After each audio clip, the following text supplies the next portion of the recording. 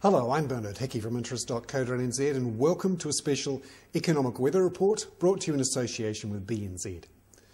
Today we look at employment figures and unemployment figures, and they're a bit of a surprise.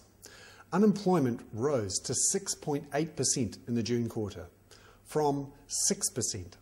Markets were actually expecting a 6.4% number, so it was quite a bit worse than expected.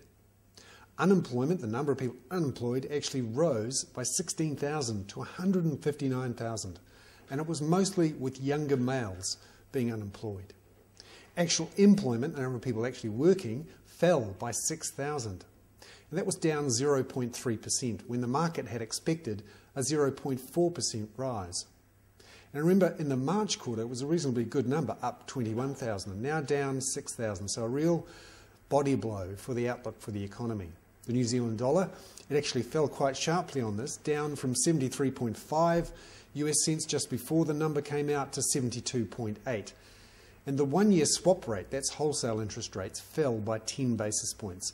As people in the market started to think the economy's running slower, that means the Reserve Bank may not need to increase the official cash rate by quite so much. The question now is, will the Reserve Bank pause its interest rate hikes later this year?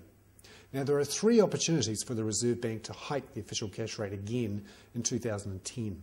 There's September 16, when it comes out with its next monetary policy statement, October the 28th, and then December the 9th.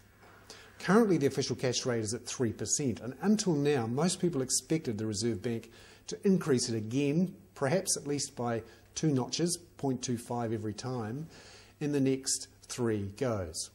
But now people are wondering, will the Reserve Bank pause in September or even October and December? Well, ASB is saying that they see the peak now at 4.5% for the official cash rate, not 5%. And they actually see another increase in September before maybe a pause later in the year. ANZ is now saying they expect a 50-50 chance that the Reserve Bank will pause in September. Well, what does this all mean for the outlook for mortgage rates and for term deposit rates?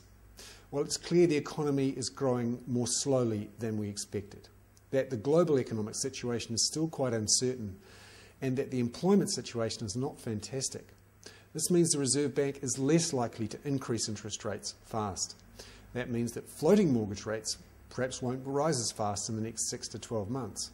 But it also means that fixed mortgage rates are likely to fall in the next few weeks as we see those lower wholesale interest rates passed on into lower mortgage rates, particularly fixed mortgage rates.